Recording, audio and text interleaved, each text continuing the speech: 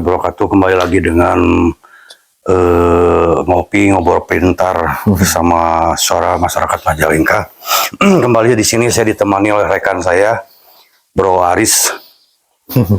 Gimana, sehat, Bro? Alhamdulillah, ini lagi mudik, Bro, lagi mudik. Oh iyalah.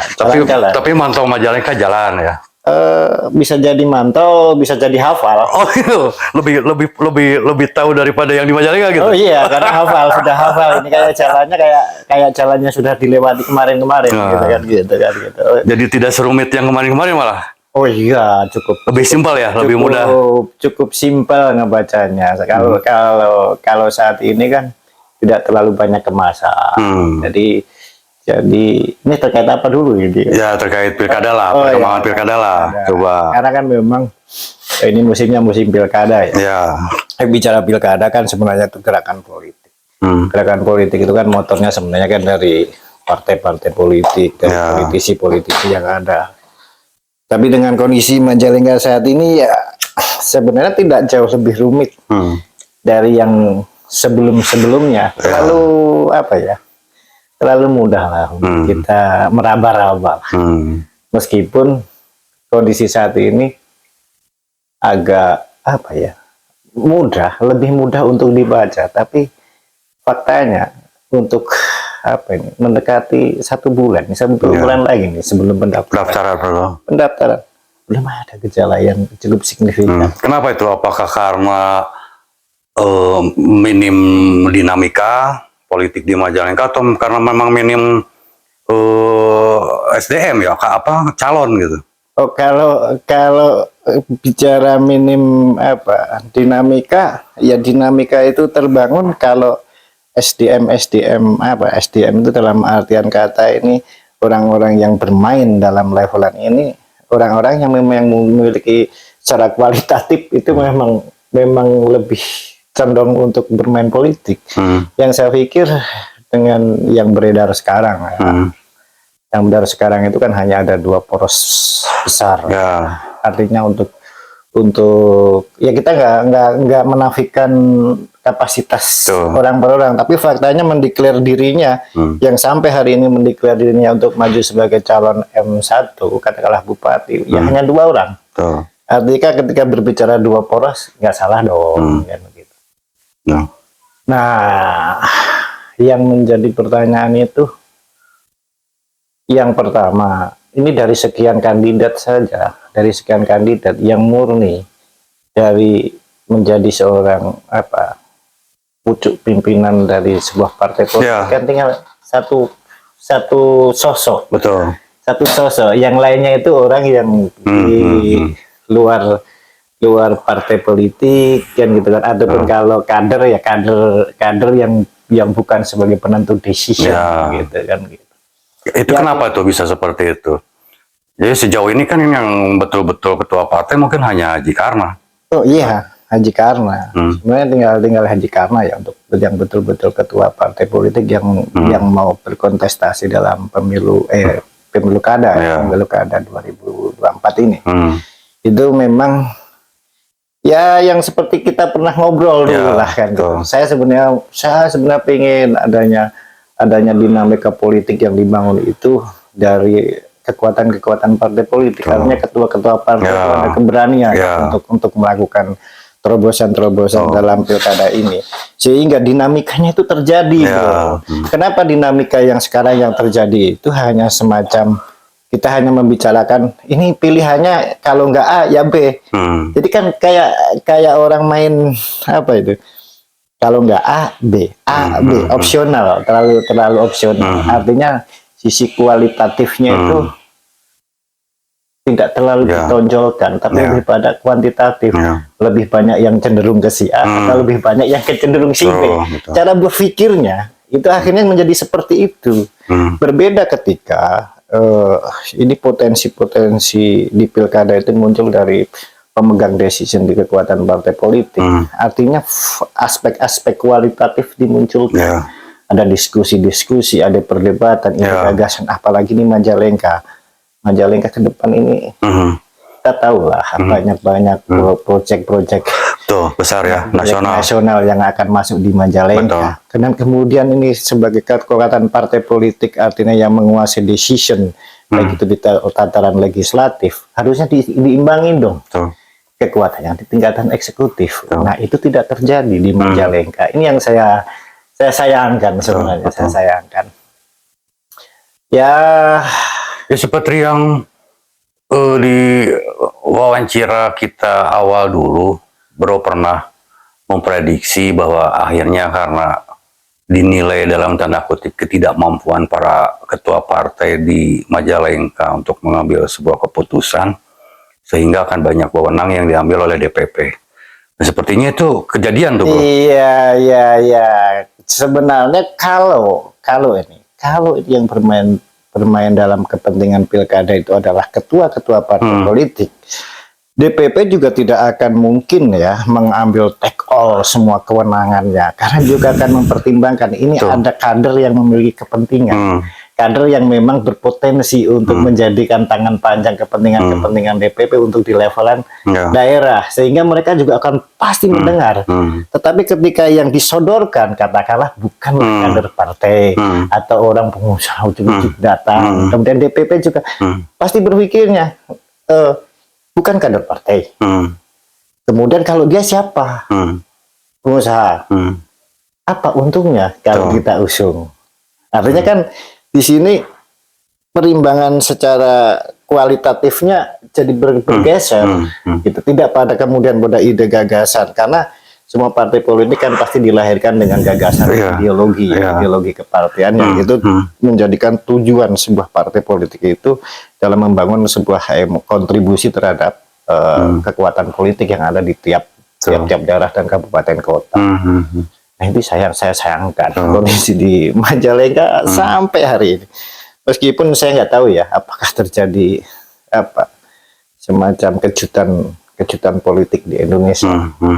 Tapi di Indonesia itu memang tidak ada kejutan. Jadi memang seninya demokrasi di Indonesia itu selalu tidak ada kejutan. Jauh sebelum pemilu saja kita sudah akan tahu siapa pemenangnya. Oh kan? Gitu ya. Termasuk pilkada Majalengka. Bro udah tahu mungkin. Iya. Nah, dalam arti kata begini. Ini kalau calonnya cuma 2 gitu kan. Sebelum pemilu pun kita udah bisa memprediksi yang menang bakalnya A atau B gitu kan. Cuma kita tidak bisa mendahului. Apa kata KPU gitu? Apa keputusan nanti hasil KPU nanti sebelumnya yang ditetapkan oleh KPU itu kan kita tidak boleh tahu itu lah kan gitu. Tapi dalam mindset dalam cara berpikir kita udah ketahuan. Ibaratnya Majalengka ya tadi, Bro. Kok di luar kayak tahu Majalengka? Saya nggak tahu. Manto enggak. Ada paling ya hafal jalannya, kayak jalannya sudah dilalui kemarin kan gitu. Dan bahkan ada jalan yang tidak dilewati. Jadi cukup mudah untuk menghafalkannya gitu. Oh, ini jalan-jalan yang hanya begini. Ya, saya sayangkan lah. Nah, terus terkait selalu didengung-dengungkannya koalisi Indonesia Maju ya. Bahkan rumornya di Majalengka juga seolah-olah Kim itu harus utuh berjalan. Nah, menurut pengamatan Bro sendiri seperti apa? Ya bagus. Kalau dalam kondisi harus utuh itu bagus. Jadi ketika membuat lobby lebih enak, lebih murah lah kan begitu kan Bro kan gitu kan. Kalau segala sesuatu itu dibangun dengan jurisprudensi apa ya kan? Bukan jurisprudensi ya bisa dikatakan jurisprudensi bahwa kekuatan koalisi itu harus selaras dengan kekuatan di level nasional. Itu kan sesuatu yang sifatnya ideal. Nah, ketika itu dibangun, dan itu dijadikan sebuah pembenaran dengan segala plus minusnya, akhirnya lobby kan jadi mudah dan murah. Tentunya murah. Jadi kalau orang berjualan tentang ide koalisi yang linear dengan di levelan atasnya, itu adalah cara-cara untuk melakukan lobby murah. Artinya tidak ada bargaining lagi. Bargainingnya itu sudah diselesaikan di level atas. Jadi kita yang di daerah, apa kata pusat aja deh. Apa kata pusat aja deh. Terus kewenangan kita apa yang di daerah? Hanya mendorongkan nama.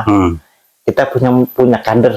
Oh, kita punya yang mendaftar ke partai kita ini. Hanya kemampuan yang dimunculkan oleh politisi level daerah itu ya hanya itu, mengkolek.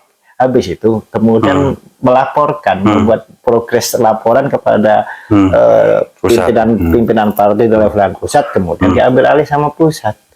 Nah, yang ini akhirnya menjadi dinamika berdialektika, perdebatan-perdebatan apa namanya, politik kemajalengkaan. Jadi nilainya secara kualitatif, ya maaf saya katakan ini tidak ada perdebatan secara kualitatif tentang bagaimana membangun Majalengka dengan potensi kader-kader Majalengka dalam arti putra-putra daerah Majalengka yang akan maju di pilkada ini jadi rendah. Makanya kalau bicara pilkada ini ya ya gimana ya, tapi ini sebagai sebuah koreksi bahwa ketika koalisi Indonesia Maju itu, apakah itu menjadi sesuatu hal yang akan linear di levelan pusat karena kemarin menang kan tim ini kan, kalau ada koalisi yang lain katakanlah. Ya, sementara di beberapa daerah juga kita dipertontonkan juga tidak utuhnya Kim. Nah, kan gitu. Itu tapi di Majalengka seolah-olah. Nah itu kan masalah strategi komunikasi lobby tadi. Kalau pengen lobby murah, itu ya kita harus linear dengan koalisi di pusat kan gitu kan. Karena bisa jadi memang ya kemampuan tadi, buat apa saya capek-capek berkeluar energi, retorika energi, toh yang maju bukan ketua partai kita kok, yang maju bukan kader terbaik kita kok, ya udah kita serahkan aja kepada pusat bagaimana menilai itu. Artinya tadi perdebatan kualitatifnya menjadi turun, malah lebih cenderung jadi proyek pensiunan ASN kata Bro dulu ya. Nah, kalau dulu kan kalau ASN ada, atau pengusaha yang sudah bosan jadi pengusaha pengen jadi pengusaha kan gitu kan gitu kan. Kalau itu juga apa namanya sesuatu hal yang memang menarik di Majalengka ini. Cuma di Majalengka itu tidak akan ada kejutan. Tidak akan ada kejutan apapun. Di Indonesia ini kan tidak berlaku kejutan. Politik Indonesia itu semua itu sudah tertata. Sekarang ketika bicara tinggal 1 bulan menjelang pendaftaran, mau menunggu kejutan apa lagi? Kita hanya paling bisa membaca kemungkinan rasionalisasi. Kalau ini digemborkan dengan gaya tadi, gaya komunikasi yang lobby yang murah, dengan mengidentikan harus linear dengan koalisi di tingkatan nasional, katakanlah seperti itu. Kalau ada sampai di ke provinsi sajalah. Ya, gitu ke provinsi. Seperti sekarang juga kan sepertinya kan Golkar dengan Gerindra juga sudah mulai ada perbedaan kepentingan di provinsi saja gitu. Apakah itu tidak akan efek ke kabupaten kota di bawah? Nah, itulah seninya. Seni itu sebenarnya tidak hanya di Jawa Barat. Kita lihat bagaimana kemarin isu katakanlah Ridwan Kamil yang akan dilakukan di Jakarta, tapi dengan seni politiknya Golkar menyodorkan Yusuf Hamka menjadi wakil gubernur kan begitu kan. Itu sebagai bentuk penolakan ya. Bentuk apa namanya? Bentuk kita punya kepentingan sendiri, jangan dipaksa kepentingan kita untuk membackup kepentingan kekuatan partai lain meskipun satu koalisi. Karena hitung-hitungan Golkar, bagaimana Golkar akan menyelamatkan kekuatan Golkar di Jawa Barat sebagai pemenang di Jawa Barat, daripada kader terbaik Golkarnya dimainkan di Jakarta dan belum tentu menang, lebih baik menjaga lumbung suara kan gitu. Saya pikir itu satu coding gitu loh. Hanya bagaimana kecerdasan, kalau kecerdasan apa ya? Lebih pada kejelian daripada ketua-ketua partai tingkat kabupaten kota ini membaca kondisi itu. Apakah akan larut dalam dikotomi antara ini partai koalisi di nasional sebagai pemenang dan koalisi ini? Faktanya saya bisa bantah. Apalagi belum kita bicara Banten tuh. Iya. Lebih ngeri itu. Iya. Nah, ini beberapa kabupaten kota aja lah. Kita bicaranya kabupaten kota aja di Jawa Tapi Barat. kalau para ketua partai di tingkatan kabupaten kota selalu, terutama di Majalengka, mengacu ke provinsi, itu kan harusnya kan itu juga menjadi referensi lain, pemikiran lain, penilaian lain, pertimbangan harusnya. Gitu. Kalau koalisi di levelan Kim atau koalisi di tingkatan provinsi ada konsensus di antara koalisi yang linear dengan pusat, pasti juga berimbas kepada daerah. Katakanlah nih Jawa Barat, kita juga tidak menutup mata bahwa Golkar ingin ngotot tetap memegang RK atau katakanlah Jawa Barat itu tetap kader Golkar menjadi pimpinan. Gerindra sebagai pemenang di nasional, artinya sebagai orang yang memiliki presiden, partai yang memiliki presiden terpilih, juga tentunya juga punya keinginan dong, Jabra juga dipimpin oleh kader dari Gerindra. Nah, kalau ini terjadi, kalaupun terjadi konsensus kesepakatan, ya imbasnya pasti yang di bawah. Ibarat kalau cek orang Sunda teh batu naik ke sik turun iya kan batu naik ke sik turun kan gitu kan, atau pokoknya yang ada perimbangan ketika siapa yang di situ mengalah, di sisi lain ada yang diuntungkan kan. Tentunya yang dipakai alat bargaining itu di beberapa pilkada kabupaten kota tentunya. Nah, inilah mau jadi objek atau menjadi subjek. Kalau menjadi subjek, apakah tidak mungkin saya melihat beberapa kabupaten kota itu sudah tidak linear. Katakanlah kita beranjak ke Depok. Itu yang koalisi Golkar itu sama PKS. Gerindra sama lain-lain ada kelompok kedua. Ada dua kubu juga di Depok, katakanlah begitu. Di Cianjur, PDIP dengan PAN, Demokrat itu sudah bersatu. Nah, kenapa ini di Majalengka begini? Apakah ini memang karena minimnya dinamika ataukah minimnya opsional yang dimainkan? Nah, kalau saya melihat, karena yang bermain bukan ketua-ketua partai politik, secara kualitatif, perdebatan kualitatif tentang bagaimana tentang regenerasi kepemimpinan di sebuah kabupaten itu, saya katakan secara kualitatif jauh tidak lebih baik daripada yang sudah terjadi. Itu kalau menurut aku. Nah, kalau kita coba kerucutkan terkait wacana yang terbangun sekarang, misalnya Haji Eman itu di Golkar, besar kemungkinan menurut perkembangan itu kan wakilnya di Gerindra. Sementara Gerindra itu kan menyodorkan 2 orang, Haji Irwan sama Haji Didin yang kemarin menjadi wakil Dewan. Nah, yang menjadi pertanyaan itu kan, sementara di sisi lain juga PAN mempunyai jago tuh.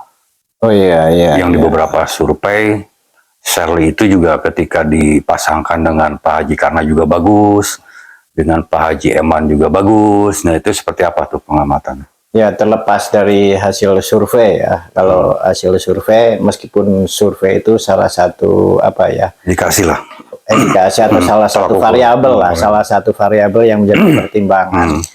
Hasil surveinya bagus dan lain sebagainya itu kan hanya merupakan salah satu komponen atau variabel untuk menjadikan dasar-dasar ketika membangun sebuah koalisi ataupun pasangan. Saya yang lebih menarik bahwa ini nanti akan terjadi sesuatu kalau melihat di Majalengka ya, akan ada seni di Majalengka bahwa Kim itu tidak akan bisa utuh ketika bicara ada 2 partai yang memang di situ unik. Ketika Golkar ini dengan Gerindra katakanlah bersatu dan kemudian mengambil wakilnya dari Gerindra, itu kemungkinan besar itu PAN itu bisa jadi ke kubu yang lama atau membuat poros baru kan gitu, karena seni politiknya PAN itu juga kadang-kadang unik gitu kan. Nah, ataukah Gerindra kayak kemarin kan gitu kan, ketika katakanlah Golkar dan PAN kemudian memilih Eman dan memilih Shirley katakanlah yang diusung oleh PAN, bisa jadi Gerindranya juga tidak ada di situ, bisa jadi Gerindranya akan bergabung dengan poros baru dan gitu kan, membuat poros baru atau kembali dengan PDIP gitu ya. Kalau itu enggak. Kalau itu enggak. Belum. Kalau itu enggak. Belum, artinya gini. Ketika kembali ke PDIP tentunya prasyaratnya dia akan mengajukan wakil bupati. Yang menarik itu saya selalu mengatakan bahwa istilahku itu perkawinan saudara. Saya itu sampai per hari ini masih punya keyakinan ya, PDI itu akan mengusung wakilnya dari kader internalnya. Jadi kalaupun Gerindra mau berkoalisi dengan PDI pun wakilnya tetap PDI. Kayaknya loh nih dari internalnya PDI sendiri. Gitu. Yang paling memungkinkan ya poros ketiga, membuat poros ketiga. Nah, kenapa ada yang berharap untuk menjadi bagian dari koalisi PDI? Ya berkoalisi boleh. Tapi kalau masih berharap untuk menjadi wakil bupati, kayak itu harapan yang terlalu jauh. Oh gitu ya. Harapan yang terlalu jauh. Menurutku loh ya, ini analisa kan boleh dong, karena analisa bukan sebuah kepastian. Kenapa? Ada beberapa pertimbangan-pertimbangan yang akan dipertimbangkan oleh sebuah partai politik ketika berbicara tentang segala sesuatu kemungkinan-kemungkinan. Dan PDI saya pikir lebih jeli lah untuk berhitung masalah ini. Dan keyakinan saya untuk di Majalengka nih, posisi wakil bupati dari PDIP akan diusung dari kader internalnya. Nah, kalau terkait desas-desus sekarang dengan PKI sendiri, PDIP bagaimana? Itu bisa saja terjadi kalau mengacu katakanlah konteks beberapa kedekatan di provinsi, katakanlah Jakarta juga sudah membangun komunikasi.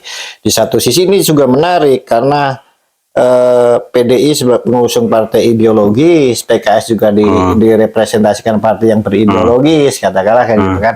Artinya titepan pemilih, kader dan lain sebagainya, termasuk kader yang loyal, kader pemilih yang loyal gitu kan. Itu ada di PDI dan di PKS. Tergantung itu komunikasi dan bargainingnya daripada masing-masing partai politik. Kalau ini terjadi, ini justru aku melihat ini pasti ada perdebatan kualitatif. Karena ini apa namanya? Mereka sama-sama membawa ideologis dan ideologisnya itu bukan ideologis yang sama. Katakanlah genrenya genre religius sama religius. Ini genre nasionalis dan religius yang mencoba digabungkan kan gitu kan. Ya kita tahu bahwa genrenya PKS seperti apa, genrenya PDI seperti apa. Dan ketika ini bersatu, saya melihat ini ada resistensi yang kuat lah ya. Resistensi kuat dan kalaupun bersatu ada perdebatan yang sifatnya kualitatif, ada perdebatan yang situ saling memberikan apa namanya kesepahaman yang tidak mudah. Dan kalau itu terjadi sukses, itu berarti salah satu indikator masih ada komunikasi politik yang mendasarkan pada tadi perdebatan kualitatif di Majalengka. Kalau itu terjadi ya tidak mendahului lah ya. Ya bagus saja deh lah. Gitu ya. Kalau nanti ngomong hasil kan kita betul. Nanti KPU nggak kerja juga gitu ya. Tetapi kan saya sering mengatakan bahwa ada bola liar namanya PAN ini masih bermain di Nah, kalau terkait tadi misalnya Golkar dengan Gerindra ternyata. Terus tadi disampaikan bahwa PAN sepertinya akan membuat poros baru. Memang berani itu dengan tipikal PAN? PAN untuk artinya mungkin dengan PKB. Oh, ya bisa saja dengan PKB atau dengan P3 Demokrat, P3 Demokrat katakanlah. Atau memang ketika nanti perdebatan kualitatifnya PKS dan PD ini tidak terwujud, ya PAN sama PKS gitu. Kan gitu kan. Itu artinya poros ketiga itu sangat-sangat mungkin terjadi kan gitu. Karena gini ya, yang kita tahu ini PAN ketika tidak di Kim ini PAN tidak masuk dalam pertarungan Pilkada 2024 ini, PAN kemarin tidak jadi ikut. 2018 calonnya tidak jadi ikut berkontestasi. Gerindra kemarin masih bisa berkontestasi. Kalau sekarang PAN tidak berkontestasi lagi, masa iya partai spesialis rekom kan begitu kan gitu kan. Ini bukan inilah ya spesialis rekom mubazir gitu ya, spesialis rekom mubazir maksud aku gitu kan. Pendapat rekom tapi tidak jadi maju kan, masa jadi partai spesialis rekom. Saya pikir juga ketua Rona juga tidak akan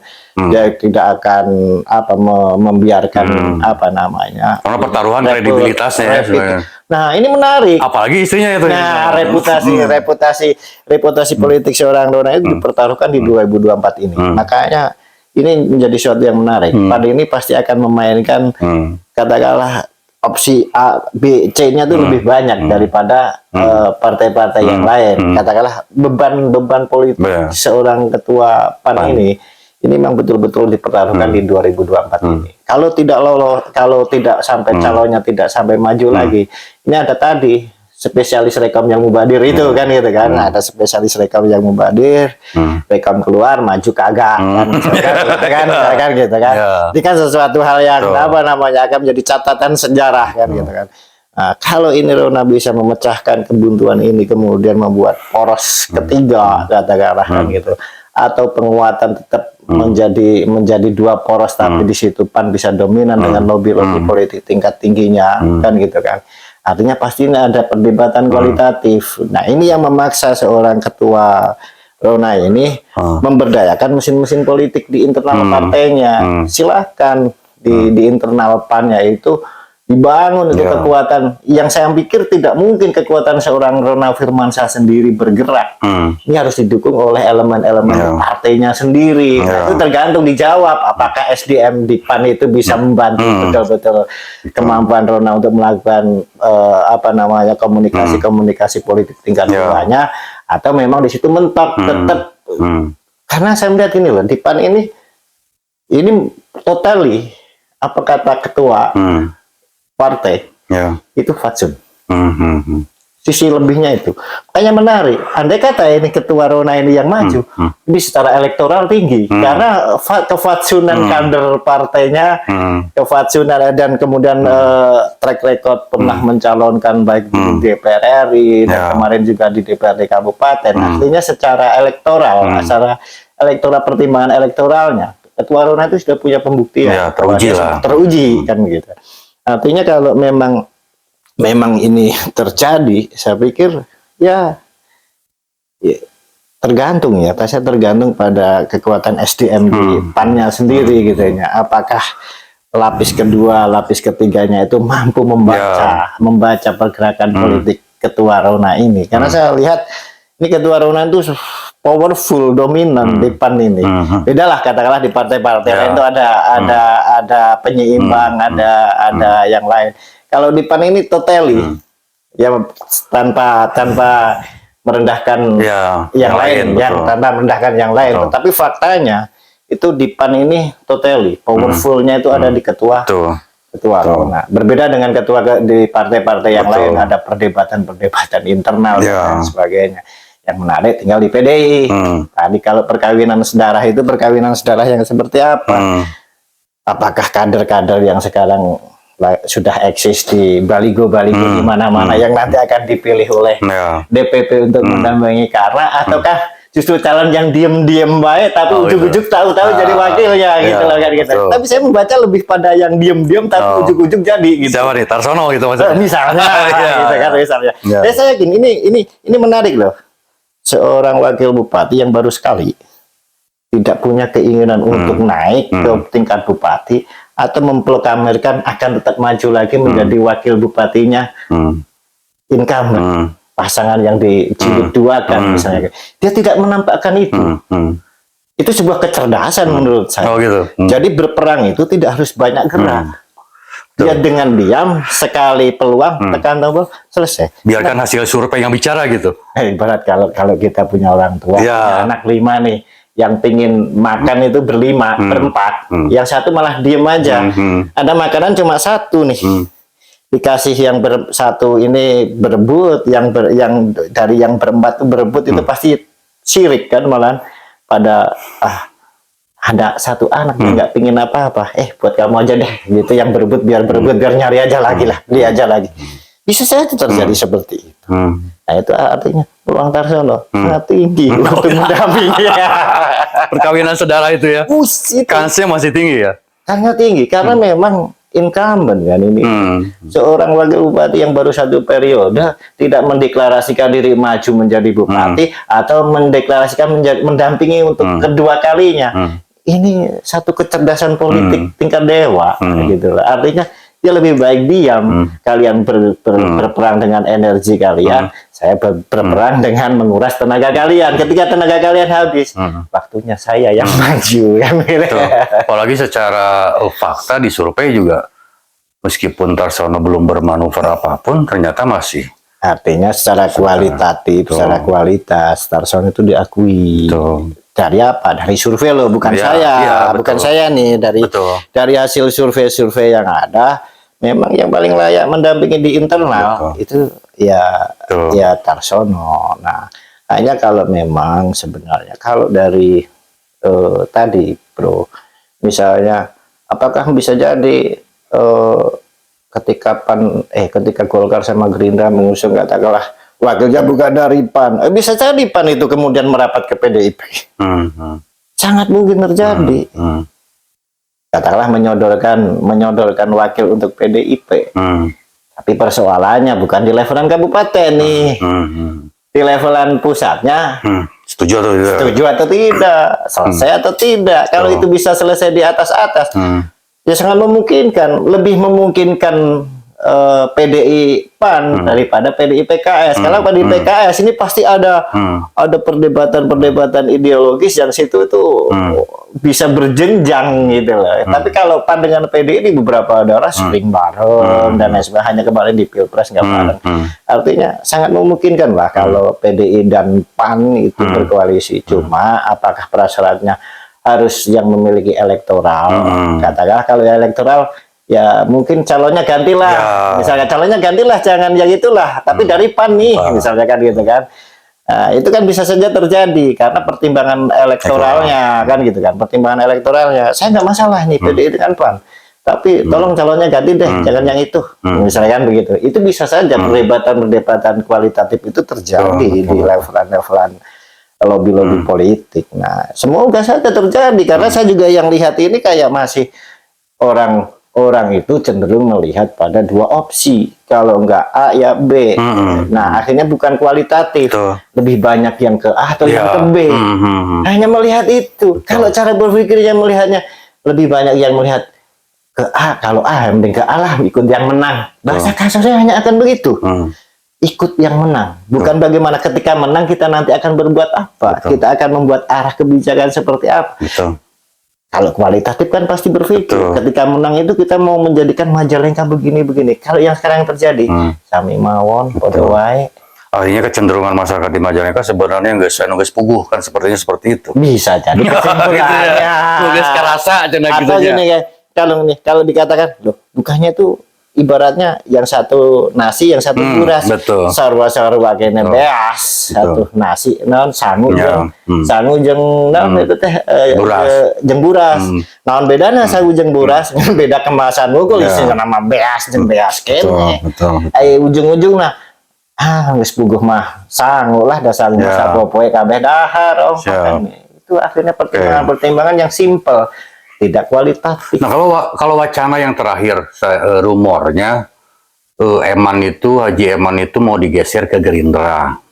Saya nggak tahu itu kalau digeser. Nah, kira-kira Eman digeser ke Gerindra, JPEP sebagai ketua partai Golkar maju sebagai wakil, gitu kan? Bagus. Arti kata gimana tuh? Kalau aku tidak berbicara geser-menggeser ya. Artinya pasangan yang dimunculkan itu Eman sama JPEP. Artinya ada unsur ketua partai di situ. Terwakili lah. Ada elit partai yang punya keinginan. Itu saya pikir jauh lebih secara kualitas elegan lah ya. Jauh lebih baik, Dan kalaupun itu terjadi ya tinggal PAN bikin lah. Ya kalau Golkar aja berani, ya aku ketua partai katakanlah membuat poros ketiga dengan opsional, apakah dengan calon yang ada atau merubah jagonya. Itu bisa saja terjadi di politik ini, bisa dinamikanya bisa 1, 2, 3 hari di akhir terjadi. Cuma perdebatan kualitatifnya jadi rendah. Segala sesuatu yang diputuskan hanya dalam waktu yang pendek itu pasti banyak bolong-bolongnya. Bolong-bolong pertimbangannya itu pasti sangat banyak. Dan ini saya pikir karena sebenarnya Majalengka itu 3 pasang memungkinkan. 3 poros itu sangat memungkinkan. Meskipun kita tahu kalau ada 3 pasang itu yang diuntungkan siapa yang kalau calonnya masih yang sekarang. Tapi kalau merenov calon-calonnya dengan calon-calon yang memang betul-betul tadi katakanlah representasi kekuatan-kekuatan partai politik. Kemudian ibaratnya ginilah, kita berpolitik tanpa mahar misalnya. Kan biasa dalam perdebatan mau pilkada mau apa, ini kan kita melakukan kebijakan tanpa mahar. Kalau sama-sama tanpa mahar, ngapain mengusung yang bukan kader? Usung aja kader sendiri kalau memang tanpa mahar. Kalau tanpa mahar masih mengusung yang lain, artinya sama saja menyampaikan pesan bahwa kaderku nggak ada kualitas. Kan begitu? Iya, betul. Tapi kalau partai-partai sekarang berani mengakui, ya saya mengusung A karena maharnya gede, lebih keren. Tapi nggak tahu sekarang ada mahar atau enggak. Berani nggak ketua partai mengatakan bahwa politik sekarang politik tanpa mahar atau politik dengan mahar? Asumsinya kalau tanpa mahar, bukan sisi positifnya, di sisi negatifnya, benar. Iya, ini betul, kamu melakukan politik tanpa mahar.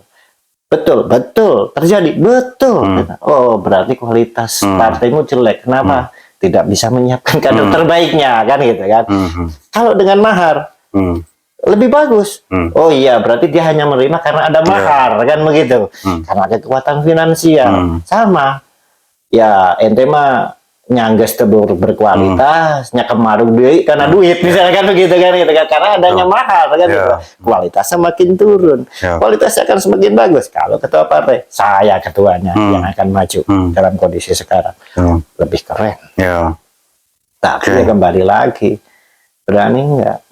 Ada kemauan di detik-detik akhir ini menyelamatkan marwah murka demokrasi di levelan Majalengka ini. Masa sih kekuatan punya sekian kursi nggak pada berani? Apalagi kan di Majalengka merebak bahwa semua itu dikondisikan di atas, itu hanya berdasarkan sandera-sandera politik kan gitu. Nah itu bisa jadi strategi ya, strategi komunikasi lobby yang menyatakan bahwa ini semua diambil alih sama DPP, semua ditentukan oleh DPP. Faktanya tidak. Beberapa kabupaten kota, kalau ditentukan oleh DPP, nggak mungkin terjadi di Depok antara PKS sama Golkar, katakanlah kan begitu kan. Itu faktanya terjadi. Artinya apa? Di bawahnya strength, kuat, bahwa kita punya perhitungan begini-begini, kita punya hitungan politik begini-begini. Nah, kondisi tadi mengatakan tadi apakah koalisi ini akan linear, ya tergantung daripada ketua-ketua partai politiknya mau menggunakan lobby-lobby murah atau lobby-lobby yang berkualitas. Kalau lobby berkualitas berdebat dulu dong. Itu kesimpulan nih bro, kesimpulan perkiraan ke depan seperti apa bro? Kesimpulan harapannya lah Majalengka itu seperti apalah gitu kan. Ya aku mau bicara tentang harapan, ya semua harapan tinggi, tapi kalau ekspektasi terlalu tinggi ya akhirnya sakit hati kan gitu. Kayak kalau bicara nggak memiliki harapan disangkanya frustasi. Kalau kita punya harapan terlalu tinggi, ekspektasi terlalu tinggi akhirnya hanya sakit hati. Ya berarti kita tinggal menunggu keberanian para ketua partai ya barangkali. Nah, tinggal bukan keberanian, kesadaran dari ketua partai. Karena mungkin barangkali ketua partai itu gak sadar bahwa sekarang itu kalau mengusung partai, mengusung calon yang non kader itu menunjukkan bahwa partai itu gagal dalam pengkaderan. Mereka belum sadar bahwa kenapa sih partai-partai politik tidak berani mengusung kadernya? Berarti tidak ada kader terbaik. Kan begitu. Akhirnya ya impor lah gitu kan, dari eksternal lah kan itu. Dijadikan kader enggak kan gitu kan, tapi ya diaku sebagai bagian, ya bayaran lah, pemain bayaran lah gitu kan, pemain bonan lah. Siap ya udah nuhun bro. Waktu dan ini mah hanya obrolan santai aja, ngopi. Dan kita bukan bagian dari tim yang menganalisis politik secara umum, tapi intinya kopi kita tuh kopi cerdas, karena kita berani menyampaikan sesuatu yang sesuai isi kepala aja. Kopi kita juga nggak dibayar.